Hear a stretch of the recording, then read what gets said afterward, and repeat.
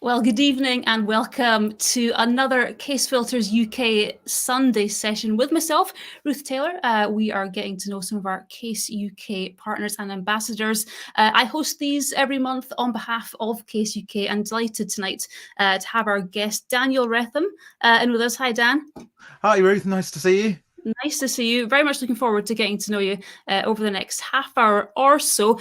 Just for people, though, that have joined us for the first time tonight, if you haven't been with us before, just some basic items of housekeeping. Whether you're watching on Facebook Live or on YouTube, there are, of course, chat boxes. Do feel free to use those if you want to ask questions of Daniel as we go through the half hour. I'll be keeping an eye on those. There's a little bit of a delay between asking and us getting them in the back, so if we don't ask them straight away, don't worry. But feel free to use those. And if you want to watch this again or share it with your friends or anything like that, then just as soon as we've finished, hopefully after a few minutes, it should be available to watch again on YouTube or on Facebook. So do feel free to use that as well. But I think that's about it. Feel free to let us know if you're listening, where you're watching from, or where you're watching. What am I talking about? Listening and watching, whatever, wherever you are, feel free to pop into the chat and let us know. But anyway, let's crack on. And I'm going to be chatting to Dan over the next 30 minutes or so. Dan, based down on the Jurassic Coast, for those of you not UK based, nothing to do with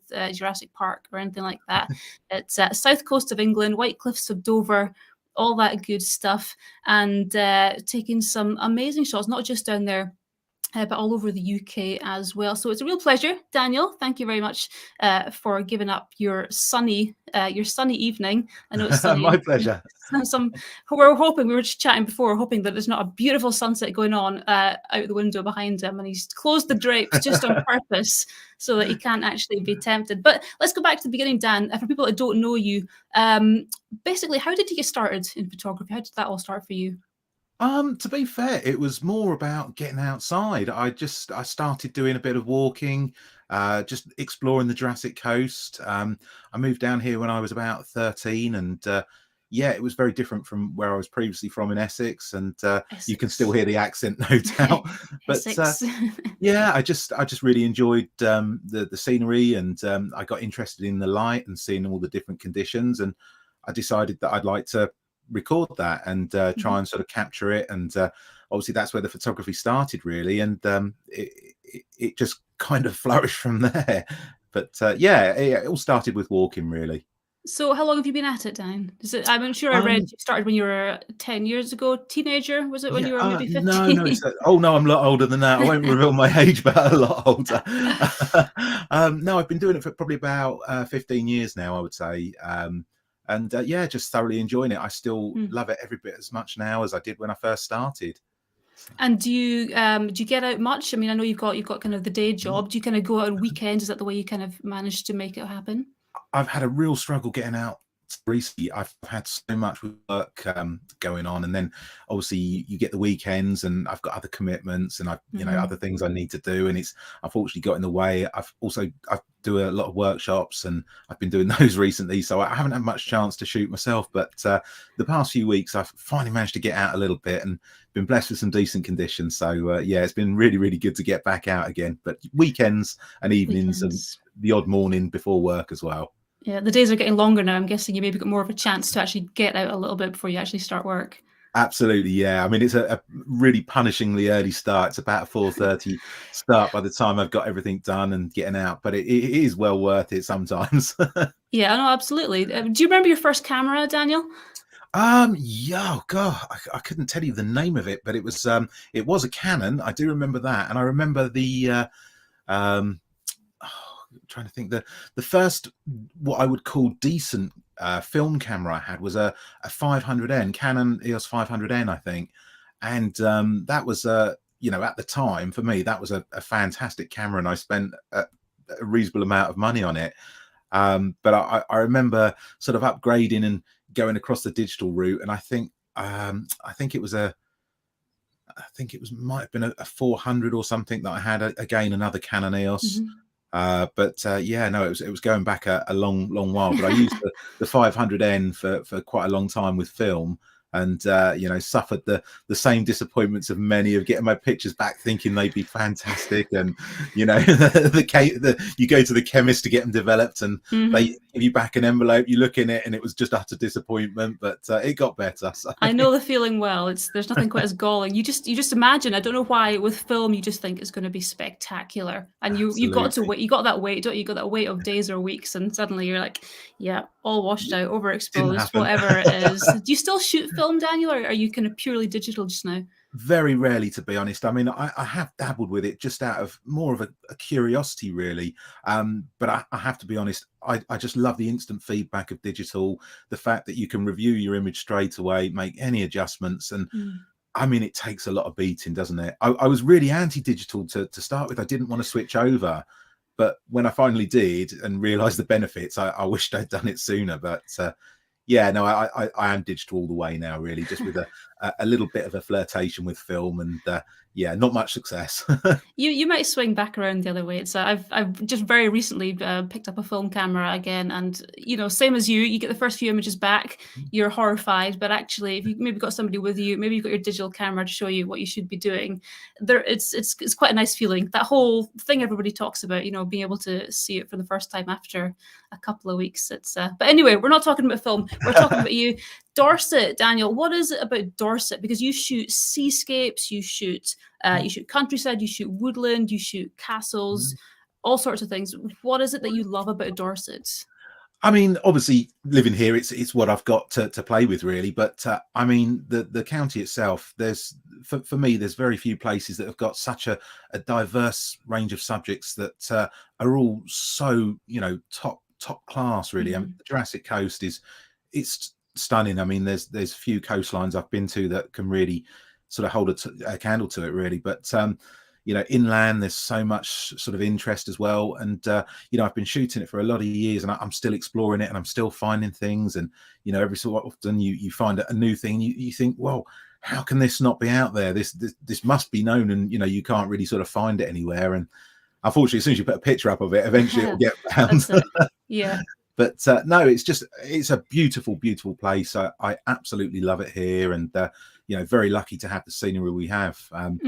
It's like anything, though. I always think to myself, oh, I'd love to be in the Lake District. They've got all these beautiful mountains and lakes and everything there, and you always want a bit of that. But having gone and loved it, I still really do love living in Dorset. So yeah, leave it to the photographers that are up there. There's quite a few doing a good job up in the Absolutely. lakes. I mean, the cliff lines down there, obviously they're pretty well known if you're from the UK. The White Cliffs down there, lots of majestic kind of shots. Is that the kind of thing that is kind of your go-to? Is it seeing a majestic composition, trying to light that well, or do you kind of like the intimate stuff as well? To be fair, I generally avoid the really well-known locations, places like Durdle Door and things, because they're just so busy. And I'm sure it always sounds like I'm antisocial in my videos. I'm generally not. It's just I like to shoot on my own and have that experience to myself without people in and out of the shot. And I don't mind that, because it's all part of sharing it with everyone else. But it can become slightly frustrating. And as I say, I just like going to somewhere that's a little bit quieter, really. So whilst I've done all of the iconic shots and locations around here, and I'm sure I will visit them again, it's just I tend to try and go to the quieter ones or the less well-known ones. And every so often, for the sakes of things like YouTube, I will visit one of the better locations and the more well-known ones. But yeah, I just enjoy that sort of peaceful quietness, really. And in terms of being like a big vista or intimate landscape, I probably use the 100-400 now more than any lens I've ever used. And I've really enjoyed focusing in, getting close to a subject, and trying to do something with that, and maybe some more unusual angles. And yeah, I would say I'm leaning more towards the intimate landscape than the big vista at the moment. But that could change, and regularly does. Just depends on the day. So. Yeah, absolutely. I mean, talking about the iconic locations, then you're talking about zooming in closer, getting a different angle. One of the shots I was looking at recently, you mentioned about the misty conditions, meaning it was maybe unlikely to be copied. When you do go to iconic locations, and maybe for other people who also visit iconic locations, how do you go about getting something that is a bit different? Is it a case of Um, weather? How do you do it? I've got to be honest. I'm not entirely sure. I do. I mean, I still shoot the same locations as other people, and I mean, somewhere, for example, like Corfe, I really don't think Corfe Castle can be shot in any different way than it's already been shot. Mm. But each shot is unique with the mist, and the angles might be the same, but it is slightly different with the mist. And um, I don't worry too much about if it is an iconic location. I know people say you should be original and you should do X, Y, Z, but I do my photography because I enjoy it, and I'm not looking to get something out of it other than my own personal enjoyment. So Yeah. if it is a honeypot location, I don't mind. If I enjoy it, there's no problem with it. And yeah, I really just don't have a problem shooting that sort of Who cares place. what they say? Yeah, do what you shoot what you want to shoot, and if you Yeah, can get different vantage points, absolutely. But you're right; yeah. it's about actually going out there and enjoying it. I mean, shooting conditions wise, you have got you've got all manner of things on your gallery. Rainbows feature rather highly in your kind of personal favorites, and a lot of the shots you've got on there are what I'd call hard-earned shots. I mean, just talking about Yeah.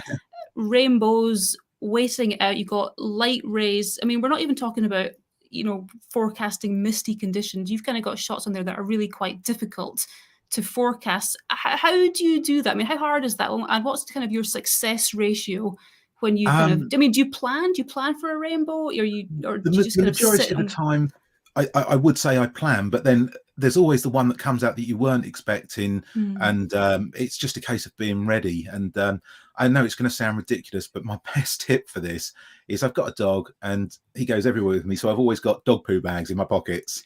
One of those over the camera, and as soon as that rainbow's out, off it comes and get the shot. I've done it so many times, whilst other people have still got all their camera in the bag, and they're fast and fleeting sometimes. But I didn't realize they were so big, the dog poo yeah, bags. You can cover the camera in it. I use two, one either end.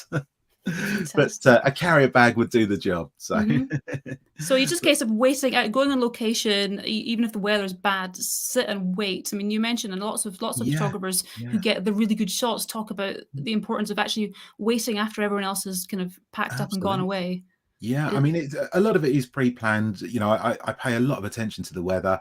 Um, I don't mind being out in all weathers, and to be fair, the worse the weather, generally the more dramatic the shot, and mm, it does mean a bit of discomfort. But with the right gear, something like Gore-Tex, you can be out there, and it doesn't really affect you. It is just a waiting game. But there's plenty of times I've gone where nothing happens. You're hopeful of a rainbow, but it just doesn't happen, and you go home without it. That's the side you don't see. But equally, when it does happen, and you've been waiting for it, you've positioned yourself just right for the angle of the sun, and it finally comes out and you get that dramatic moment of amazing light. I mean, there's just nothing better. So it just makes it all worthwhile. But I mean, sorry, sorry, no, on you go, on you go. I have changed my approach with photography in recent times. Rather than um, going out and maybe taking a series of shots from one particular place, I've generally got a shot in mind that I want, and I'm quite happy to sit it out and wait for it. Rather than targeting lots of things, just be focused on the one. Mhm. Sometimes I'll come home with nothing and it didn't work out, but other times you wait there for sometimes 4, 5, 6 hours, and you nail the shot you want, and that always makes me so much happier than where I've gone out and just taken a number of pictures which are okay but nothing Mm. great. But when you've nailed that one that you really wanted, the light has behaved how you wanted it to, and you've waited for it, and again, as you say, hard-earned shots, and that's my preferred way to do it at the moment. And I enjoy doing that, even though it can be soul destroying when you don't get it. If you're kind of more focused on the one shot, I think that's a really good way to go after it and nail it. Yeah, I mean, satisfaction level must just be up here. I mean, you talk about waiting for 5 or 6 hours. Do you have like a list of images that you've got in your head that you want to shoot? I mean, what's the longest you've waited for conditions to be right for is it something you go out for a day, and if you don't get it, you park it, or is there stuff that you've maybe planned, this will be good next spring, I'll go here then? Yeah, And I mean, I plan ahead with so many shots. I'm constantly aware of which shots come into play at which time, and I keep a diary, and I write in the diary when the sun is in a particular spot and how long this shot's available to. Because I always find I forget otherwise. So I can just flick back through this diary, and it gives me a good idea of several shots that are in play at that particular time. And I can take a pick based on conditions. But yeah, I mean, it is pre-planned, and I mean, certain shots I've been trying to get a full rainbow over Corfe Castle for I don't know 5 or 6 years now, and I've still not done it. I've had faint ones, half rainbows, and it's not the shot I want. I know the shot I want is there, I just cannot get it. And I've been So down there, yeah, just a case of going there as much as you can and waiting and waiting and waiting and hoping, or I mean, obviously checking the forecasts in advance, looking for, I'm guessing, sunshine and showers, and hoping for it. Yeah, I've put hours in down there, and I dread to think how many trips I've done that have been unsuccessful. But yeah, there'll be a wee dirt patch that just says Daniel. This is Daniel's spot, waiting for it. Pretty much, yeah. You'll get, I'm sure you will. The amount of rainbow shots that you've got is just absolutely spectacular. Because I mean, up north where I am, we're used to kind of double, triple rainbows as soon as it's raining. But I know it's not as common in other places, especially over landmarks. So that'll be the money shot when you get it. That'll be a celebratory shot. Yeah. Artistically, then, Daniel, when you're composing your shots, taking your shots, I mean, are you just kind of going out of your own head when it comes to what you're looking for, or is there anybody else that kind of has maybe inspired you, other photographers, maybe even other artists of any kind? That's a really, really difficult question, Ruth, because I mean, I'm inspired by just so many photographers that are out there, but at the same time, I'm very sort of quiet on social media. I don't tend to look anymore, and so I'm not seeing these shots that people are doing. But I mean, that there are, like I say, I just in Dorset alone, the talent is unbelievable down here, and all around the country, the photographers that are out there are truly incredible. So if I do happen to see some of the work, then yeah, absolutely, I find it inspiring. But more often than not, it's just down to my own wanderings and seeing something, and obviously certain scenes where you've got like a classic scene, Durdle Door, something like that, you know the compositions, you've seen them all, and it's very difficult to try and find something a bit new there, but it doesn't stop me from trying to do something. But they are classic compositions for a reason, so it is hard to ignore them. But I like to just take a wander, find somewhere new, and generally let the landscape be the inspiration and the conditions. That's what I go for. And quite often it turns up something that you didn't even know about yourself. A bit of light shows off a certain sort of craggy rock face or something, and you'd never really seen it before, and all of a sudden the shot's in play, and hopefully you're lucky enough to get it. That's how I try and do it anyway. It's the light, isn't it? It's the light that makes everything different. Jed is asking what apps, if you use any apps for planning. Yeah, I mean, in terms of weather apps, I use a whole host of them, but the most probably the most accurate I found is either Venture Sky, which is very good. Met Office is usually quite good, and probably Clear Sky. That's not too bad, but it does have its moments. I use that. Photographer's Ephemeris, which is probably the most important one for planning a shot for me. But that's probably about it for apps. Most of the time, I tend to go out of, looking out the window. Does it look right? Yeah, in that case, I'm going to go. I think you just get a bit of a gut feeling about it after you've sort of seen that sort of behavior in clouds and weather. You know what's going to come, and you're not always right, but that's kind of what I do. But yeah, Photographer's Ephemeris, definitely a favorite, and really rate that one. So yeah. I mean, and then I guess the longer you do it, like you say, you get the feel for it yourself. And apps obviously can go wrong as well, but a really great tool to have in the back pocket. Post-processing then, Dan, what's your kind of approach to that, either artistically or are you, lots of people I speak to, they're big believers in minimal post-processing. Sure. I know you've mentioned before you don't do focus stacking, things like that, but so what's your kind of approach to post? I mean, yeah, I will do focus stacking. I don't tend to do it often. It's the same with exposure blending. It's not something I'm really a fan of, but I will do it if I need to. And it's like anything. If the image requires it, then that's what it will be. But I try and get most of my images as single shots. I like to take a fairly minimal approach to processing. It's usually a couple of curves adjustments, a bit of sharpening. that's kind of it, really. The idea for me is always get it right in camera, which I know isn't always the case. You can't always get it bang on, but that's the aim, to try and get it as good as possible in camera, so you don't need to do an awful lot to it. But yeah, I mean, I post process all my images. I have no issue with post processing. If anyone wanted to know what I do, I wouldn't have a problem showing them. So I just never add anything, or certainly don't put a moon in or anything like that. Nothing like that. Clone out the odd iron brew Yeah. can or something like that if you need Yeah, to. I do that. I have, again, no problem with it. Yeah, yeah. I want the landscape to look beautiful, but I don't want to add something to it. But I don't mind taking away a bit of litter. But best way is to pick it up when you're there, rather than just take it out. Very good answer. That's a fantastic answer. If you can do it, obviously, if it's way up on a hill somewhere, then yeah, a bit of a healing tool's never a bad thing. Memorable moments, Daniel. I'm sure you've got many. I mean, obviously, I'm guessing there's a lot of weather-related ones, but good or bad, do you have any memorable moments that stick out over the past decade or so since you've been getting out definitely. more? Yeah, I mean, it's really hard to remember them because there is so many, but equally there's so many sort of bad moments in there where things haven't gone right. I've slipped over, dropped a tripod, smashed a camera. One that particularly sticks in mind is I learned a hard lesson. It was December one year, and I was at an area of the Jurassic Coast, and I sat and watched the waves coming in for a good 10-15 minutes to see whether I'd be safe to stand where I wanted to stand. And it all looked good, no problem. I walked down there. I was less than probably 30 seconds there. A huge wave came up, dragged me off the rock. I lost everything, all my kit, and basically just managed to grab onto a rock as I was being pulled out, which was a pretty scary experience. And then had to walk about 1.5 miles back to the car in ice cold conditions, soaked from head to toe. So that was pretty scary, and it taught me a hard lesson, and it cost me my 5D Mark II at the time. So I was devastated.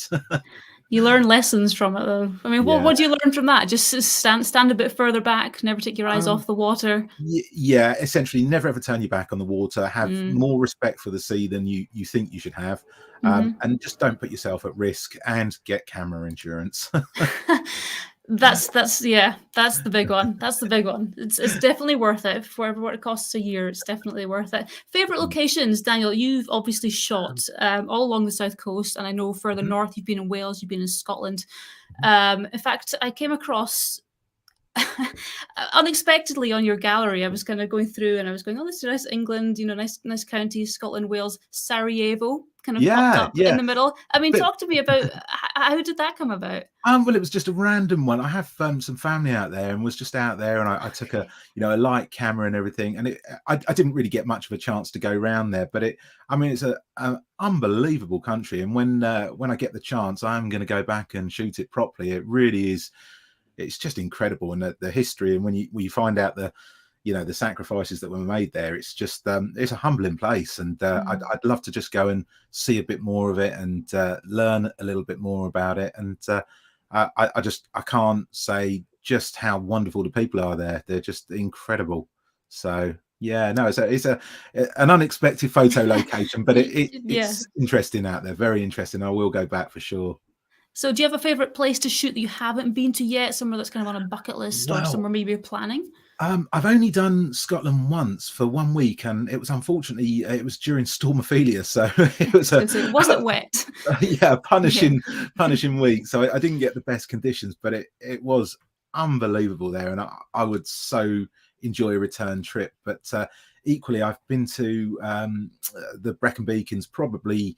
I don't even know how many times. It's a lot, but every year I always end up going back. I love the place, and I don't care that I'm going to get the same picture, of a specific waterfall or something. I just love being there because it's a little bit different to what we have here, and I don't know. It's like going to a happy place, I love being there, and there's so much to explore. Pembrokeshire coastline is incredible.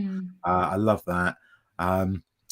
Yeah, I mean, there's so much. Even Dorset, I still find some great places here, and I still love exploring it. I don't really get too tired of it. I'm hopefully I'm going to team up a little bit with a few other photographers next year and go and explore a few places, and try and find a few sort of different bits and pieces and show them a bit of Dorset as well. So yeah, I might open up a few more opportunities. So are you a big believer in kind of getting to know your local area as well as you can, as opposed to, I mean, obviously it's great fun going out of the country, shooting for a week at a time, a couple of weeks at a time. But Yeah. I mean, your gallery is so prolific. There's so much on it that, it's such a vast resource for other people as well. Oh, thank you. To be fair, I stick with Dorset so much just because I love it. The opportunity is there to go further afield, and I'd love to go to Iceland, to like to see the Dolomites in Italy. There's loads of places, but there's so much that's just on the sort of the doorstep here that I find it hard to go somewhere else when there is all this here. Unexplored stuff still to do. Yeah, absolutely. Daniel, printing. This is something I wanted to just touch on quickly. I know we've only got a few minutes left, but you do all your own printing, and you do it to a supremely high standard. Why is it that you went from, well, I guess from sending it away, obviously back in the days of sending film to chemists, but most people, they're printing their digital shots, they'll maybe go to an online store, they'll do it that way. You do this all in-house. So how did that all start? It was the process wasn't finished until you had the print for me, and I was getting results back that I wasn't quite happy with, and I was convinced if I could tinker with it and do it how I wanted, I could maybe get a better result. That was how it started, really. Just I wasn't satisfied with the prints that I was getting, and it was a big learning curve. I got the printer and I printed my first image, and it was terrible. And you just learn a little bit more as you go along. And it's something I really enjoy. And I have a house full of pictures, and there's no space left on the walls, and I'm forever sending pictures for my friends and things. But I just love printing. Printing is just as much fun for me as being out and taking the picture. And I love to go, to that end of that process and have something tangible in your hand, rather than, just a picture that once it's on a wall and someone scrolls past it, it's kind of gone and you don't really see it again. I love to have something tangible to hold. And it's there's no better feeling than when people buy your prints and you get a thank you letter from them, and they show you a picture of it hanging on the wall. I mean, what better reward is there than that, really? It's the ultimate sort of nice thing to say, really, isn't it? Yeah, so. Absolutely. Yeah, seeing it actually printed up there physically. I'm with you. I love seeing an actual print. There's something about it. We are running very quickly out of time, but you've obviously been doing this for 10-15 years. Top tips, or people don't like tips, okay? So advice, shall we say? There's no shortcuts. Maybe for someone starting out in landscape photography, what have you learned kind of over the last decade or so that you think is just important to know? Okay, biggest thing I've got to say is do it for the enjoyment. Don't do it for anything to do with social media or likes or follows. It's not important. Just get out there, enjoy it, love the landscape, love the light, and you'll get more out of your photography from that than anything. Probably the most important thing I would say is look behind you. Often the conditions are really changeable in the other direction. Just be very aware of it, and just like I say, just get out and explore, make mistakes. The more mistakes you make and then you learn why you made them, the better your photography will come. Nothing is better than being out there doing it, and don't worry that you make errors. I've been doing it 15 years and I make errors constantly, but as long as you understand why you've made the error, you'll stop making the error again. So yeah, that's probably my biggest tip. Get out there, enjoy it, and look behind you. And look behind you, and if you're on the coast, keep your eyes swiveling. You mentioned getting everything right in camera earlier on, and obviously you're one of the Kase Filters pro partners. Do you have a favorite Kase filter that you kind of go to with most shots? I mean, I love the polarizer. That's obviously something that I try and incorporate in a lot of shots, but I do shoot a lot of panorama, so I can't always use it in that. But I don't want to do a long story, but Kase, I badgered them for ages to have a 0.75 grad. It's something I use so often, and I really wanted it. And a 0.9 and a 0.6 were just slightly too much, and I like to get things bang on. And Kase actually ended up making these and produced one, and sent it to try, and obviously it got good results, and of course then they manufactured it. And so that for me is always going to be the favorite filter, because it was unbelievable that a manufacturer actually listened to you and then acted on it, but then produced something that I use so often. It's just, yeah, definitely a favorite. But the polarizer are a very close second. I've heard that kind of thing quite a few times, actually. A manufacturer that listens to the customer and actually goes ahead and makes something that is, really, really well loved by other people as well. Must be immensely satisfying. Other hobbies, Daniel? Do you have time, obviously, between your normal work and being out with customers, being out for yourself and everything else? Yeah, in recent times, I haven't had a lot of time because work has really sort of taken over, and then the workshop side has got very busy. But I was quite heavily into music production for a long time, and I still dabble with that. But yeah, when I get a moment now, it's usually to do pictures rather than anything. Yeah. So, Do you play anything, or is it kind of just? no, it was all digital, but it yeah, it did quite well at the time, so it was quite a nice thing to do. So. Something a bit. There's quite a few photographers who just seem to be musicians as well. It's the Yeah. artistic brain coming through. Future plans, just before we finish. Do you have anything kind of in the pipeline that you're planning over the next little while? Projects, anything like that? I literally plan from day to day. Really terrible. I've got a few bits and pieces that I'd like to do. There's a possible trip coming up that I might do with Iceland.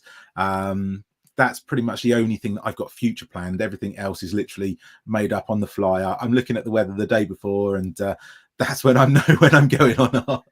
Fair enough. Fair enough. Daniel, if people want to find out more about your stuff, you've got a website. Obviously, you've got socials. How do people find you?